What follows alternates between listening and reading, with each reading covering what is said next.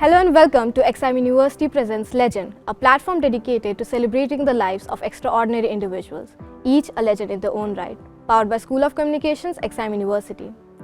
Ladies and gentlemen, on today's Legend, we have a guest whose journey from the steel city of Rourkela to the silver screen has been nothing short of remarkable.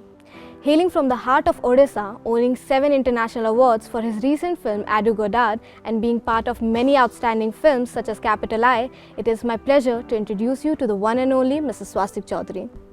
Thank you.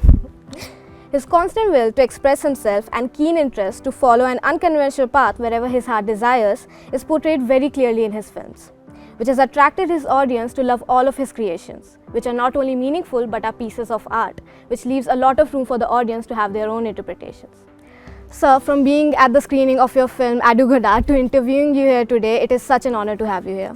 Thank you. My pleasure to be at the XIM University once again, and I love the campus, I love the people here. So I'm looking forward to your questions. Sir, so you have dabbled in multiple fields like production and acting. So how would you say your experience have differed from each role? So, so as an actor or as a performer, if you say, that is something which I love to do. I'm not a camera shy person, and mostly it is something, it's by choice. Becoming a producer was not by choice.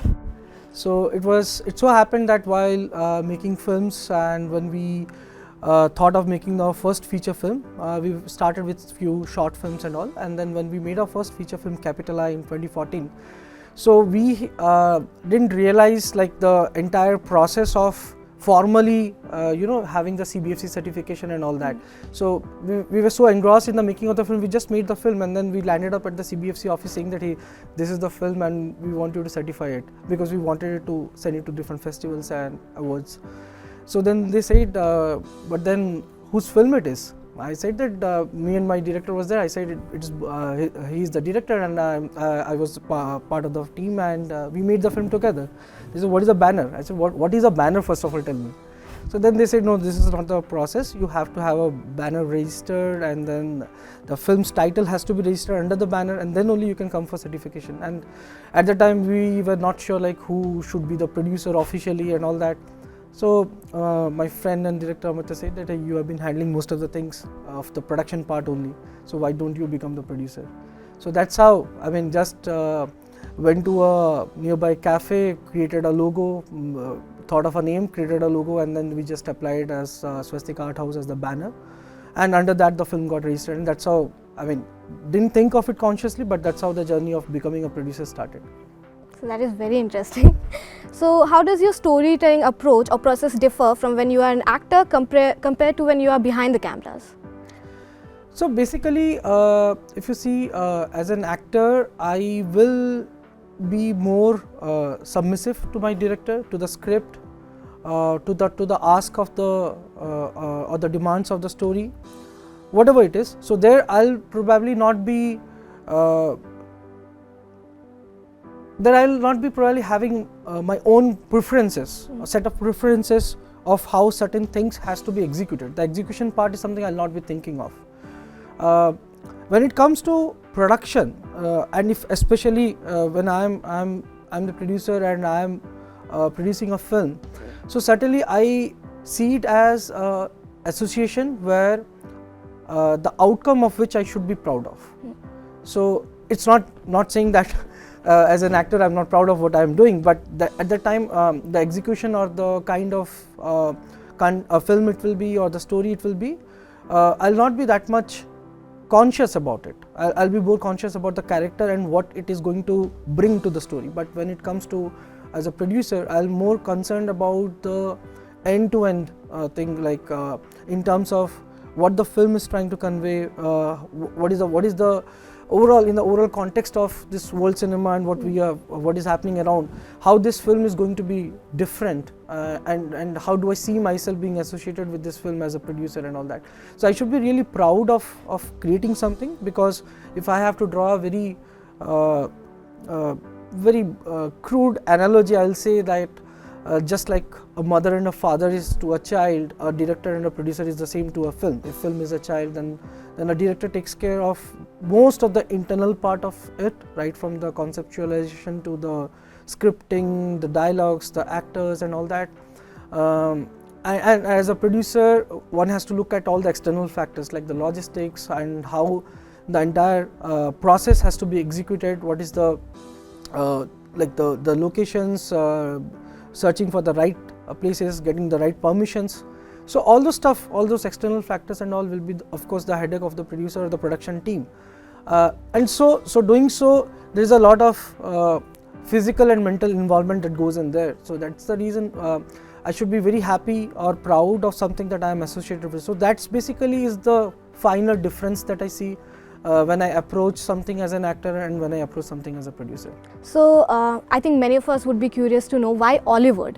Why did you choose Odia based films where the filmmaking style is very different to what you've made so far? Yeah, so that's the reason I chose Hollywood to make something different. So basically, see, by birth I'm from Odisha. I have studied, lived here. It's just that for a few years of work and perhaps some education I might have been outside. But it was a realization I had when I was working for or I was staying in Chennai for a few years, couple of years, and at that time I had this realization that I generally didn't used to go to films a lot. I used to choose a lot. It's not that every weekend I have to go and watch a film. I have to feel that the film is something worth spending those many hours, especially in Chennai where filmmaking was like a kind of entire day's effort. So you have to be ready in the morning, you have to be at the bus stop. We used to stay somewhere outskirts of Chennai, reach the city center, it takes around 1.5 hours of time, then the queue and all that. So those process means you have to have a window of around 6 hours or so, apart from the 2 hours of the film. So I used to be very choosy in those days because I didn't want to spend the whole day and then watch something that I may not really appreciate. But every time I used to go to the theatres there, I used to find, so mostly the non-Tamilians will be the ones who will be in the queue for the Hindi movie ticket queue, box office queue. So that somewhere triggered, I was thinking like, when was the last time I went and watched an Odia film, Odia being my mother tongue. Then I realized that I probably have never, and why I haven't done that, that's probably because the kind of films that came out while I was growing up, probably in the age when I would have more connected with cinema. So in those age when the kind of films that was coming out is not something that anyone could relate. Neither my parents, I could see them going and watching, although they were doing it in their younger days, the kind of films that was coming out in their time. But then later on, I didn't see that enthusiasm in my peers or in my surroundings, and hardly people watched films going to the theatres, Odia films to the theatres, and if at all, some films, old films used to come in the national channel at some point of time, people will be watching it, that's all. So somewhere these are the at that time there was no conscious decision like that, but there was a urge, if I ever get a chance to be back in Odisha, if I ever get a chance to do something related to cinema, because I am a first generation filmmaker. I have nobody in my family, not to the farthest of the distance also, somebody in the film line actively. So so that I didn't know if I would be able to make it or if I would be able to do anything. But then when I came back to Bhubaneswar in 2009, and there when we were thinking of starting something with people, like-minded people, to make some small films, short films or something at least to start with, there I met Amartya, and then we talked a lot.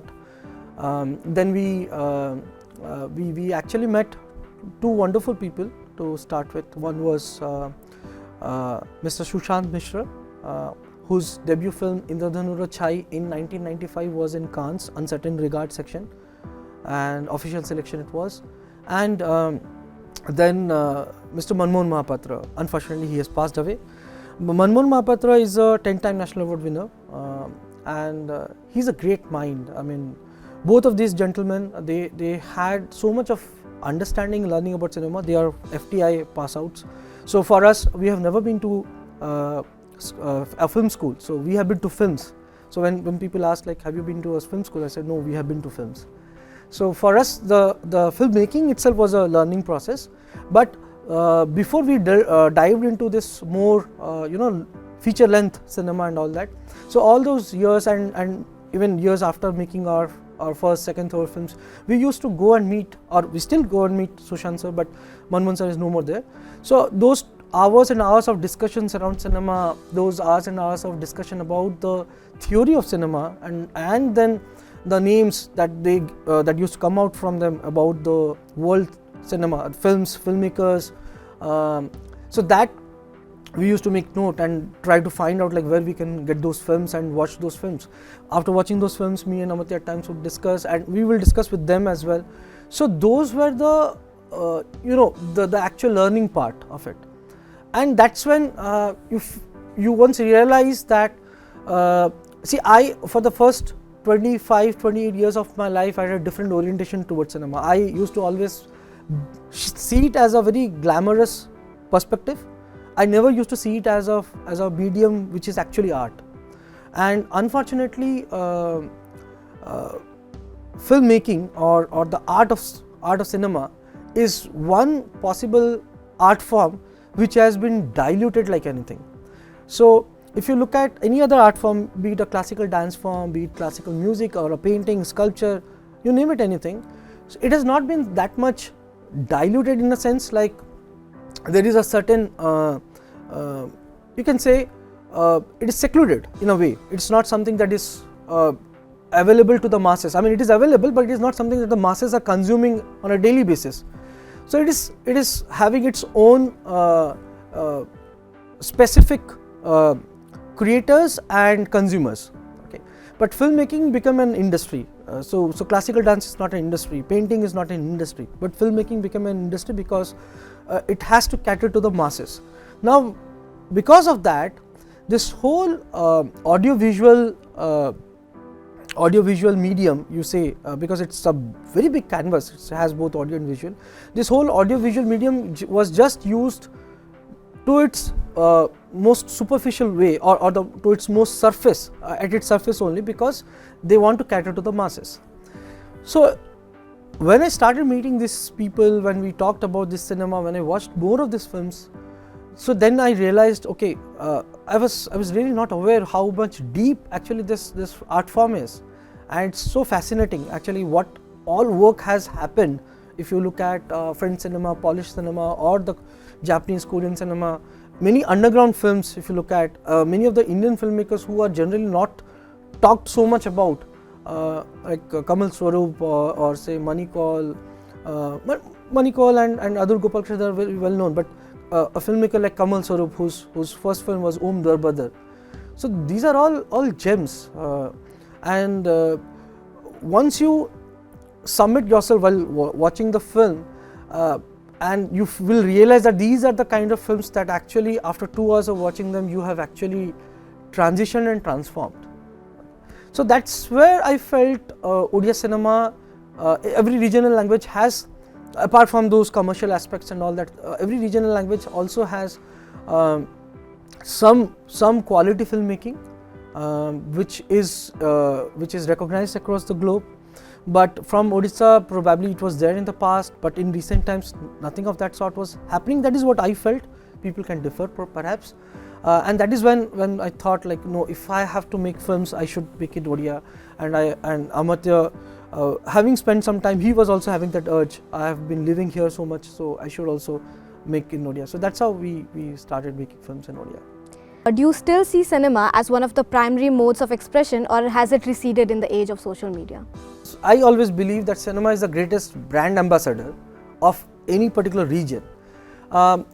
If I have never been to a state like Gujarat, I have never been, but if I have certain perception, the moment you say the word Guju or Gujarati or whatever it is, whatever perception is there, it is all because of the audiovisual medium that we have been bombarded with or we have seen throughout. Okay, It is all because of that.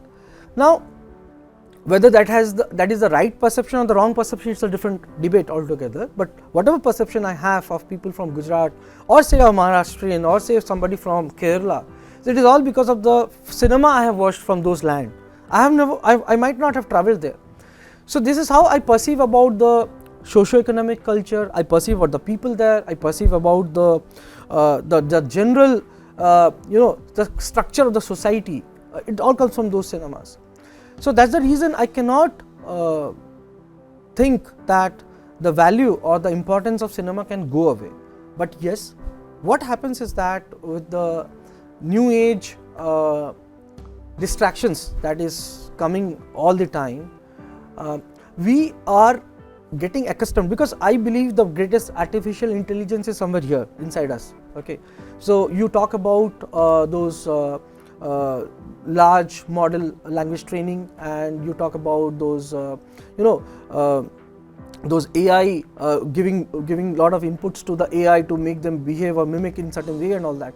So similarly our brain or our functioning is also something similar.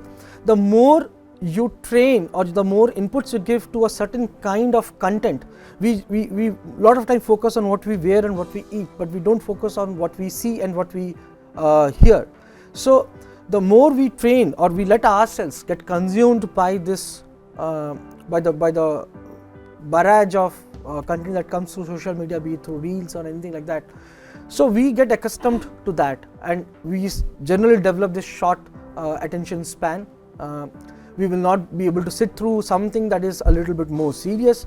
Even for films like a very commercial and films that makes crores of business, I have seen people in the theaters, the moment the film starts, they also open their camera, their mobile phones, and they do their WhatsApps, they do their Instagrams, they do their Facebooks all throughout, and in between they will be looking at the screen, smiling, laughing. If everybody is laughing, they will laugh. If everybody is clapping, they will clap. If everybody is whistling, but they are not there in that moment.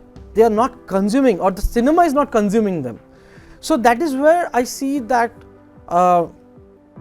the quality of filmmaking probably, or the consumption of filmmaking, or the quality of consumption probably will recede.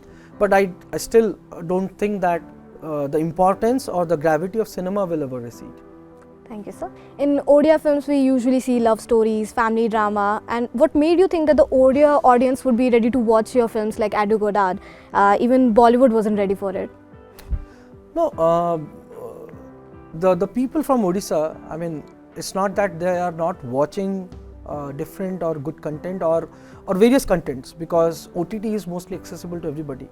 So the very simple thing, if they are watching a Malayalam film here, a very well-made Malayalam film here, if they are watching a very well-made Marathi or a Bengali film in Odisha, within Odisha, so why can't they watch a very well-made or a very in a way entertaining Odia film if it is well-made? So it's not something that, and again there are many people who will say that I really don't want my audience to think, I want them to come and enjoy and watch a film and all that. I find that statement a bit disrespectful towards the audience. I say that I believe in my audience. I say that my audience is intelligent enough to understand the nuances of cinema, and that is why I don't want their level of consumption to come down. I want the level of consumption to go up. That is what my objective of filmmaking is. I want people to be more happy or more content, that they watch something which actually helps them transition from what in those 2 hours of journey that they were with the film. So in that same sense, I have a lot of trust with the audience. I believe that they will definitely be able to consume even far more layered content, but it's just that again, there is also one phrase that comes to my mind, that audience also needs to be cultivated. I mean, they are always there, the minds are always there. It's just that what they consume or what is being given to them to consume matters a lot. So moving on to the next part of the interview, we want to show you some images, and we want to ask you the significance or the reason why that particular shot was used in that film. Okay, interesting. Bring it on. Yes, sir. So this is a scene from Whispers of the Storm. Whispers of a Storm. Yes.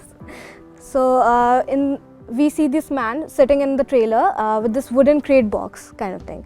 So is it a reference to something that you wanted to convey to us, or something symbolic according to the film? So basically this character is played by Dipanit Dashmapatra. Again, he has been with us since Kyanika. Kyanika was his debut film, feature film. He's a fantastic actor again. And so Whispers of a Storm is a film where again we wanted to show the impact of the devastating cyclone Fani, okay, but we don't want to stroke melodrama out of it. That was not the intention. The intention was to show things as it is, and we weaved around a little bit of fiction around. So it is the locations, everything is as per what has happened in reality. It cannot be recreated. So we just after the third day of Fani or something, we went and shot that. Even the not third day, I will say, I think a week after, because the first week Amartya had gone to visit those villages. He was doing some CSR activities, and what he observed, he came and wrote a script, and then when he said to me, I said that let's go ahead and do it. So in this film, Dipanit's character is actually a memory collector. I mean, his reference in the credits sequence is also the man who collects memory. So basically he was somewhere outside the village when the cyclone hit his village, and probably in some shelter center or somewhere, and after the devastation he is coming into his village and he finds nothing left, okay. So you can say it was a shock to him. It is not expressed in that way. But then he starts looking things around where his house was, and he finds some broken clocks, he finds some textbook, a bag or something, a light bulb, and he, through his action, he feels that these are my memories and I have to protect all of these, and he starts collecting all of them. While collecting, his sack keeps growing, he collects a TV, and actually he is carrying all of that with the weight and all that, and then somewhere he finds this window actually, and this is the reality. The window has also blown out of a existing house because the cyclone was so strong, and he finds this window, and these are all improvised, these are all impromptu. It's not, these things cannot be scripted. He finds this window, and his work was he has to take this window and carry it, but at the same point of time he comes to a place where he's probably tired, and he's trying to imagine his house which is no more there. So if this window was there and he was inside the house, so he would have opened the window, and what he would be seeing, he's trying to visualize that. So I think I don't know if the next part of it was in the trailer or not, but after this another person comes and claims that this is his window, and they have a very funny conversation, or no, this is my window, I have seen the children going to school through this window and all that. So those kind of conversations happens after that. So this is again from the film Capital I. So we can notice that the whole film is having a fixed color palette, and the only pop of color that we saw was this red dress on the young girl. So what would you say was the significance or the choice made in this? Yeah, so red is obviously signifies a lot of things, and it also there is no direct reference here to one of the most interesting festivals of Odisha, Raja festivals, which actually celebrates the menstrual cycle of women. So this entire film's psychology is actually towards this point, towards this particular section of the film. It actually goes and talks about meeting your root, or going back to the point from where it all started, okay. And the girl in this, the small little girl in this red dress is actually signifying that the journey to the root from where life started, okay. And the life starts from the womb of a woman, and this whole the psychological transition that happens between the professor and the student, played by Sushant sir and Pallavi. So both of these characters, when they are talking about this mysterious person who has left so many paintings and poets by the name of Capital I, while they are talking and all, so they undergo a psychological transition where they are there, they are in present physically somewhere, but mentally they are somewhere else. Okay, and they are having those conversations during those during those mental journey, while they are decoding this capitalized script, whatever the artworks he has left behind. So they are all talking about let it all begin from where it all started. You can say that this is the most purest form from where things have begun, and post that only we have been bombarded with so many things that our thought process or our instinct is no more in tune with nature. We are now no more in tune with nature, but this is when it all began. We were more listening to ourselves, our body, and we were very much close to what the nature wanted us to do in terms of how we behaved or how we lived or what we thought. So this red girl actually represents that, to going back to those point from where it all started. Thank you, sir. That was all for today, and I would say that it was a very insightful session, and we all gained a very new insight into your films and even indie films. And as an aspiring director, I have learned so much right now, and I think many people watching this interview would learn so much too. That's it for today. Thank you for watching. Stay tuned for more episodes of XIM University Presents Legend, powered by School of Communications, XIM University.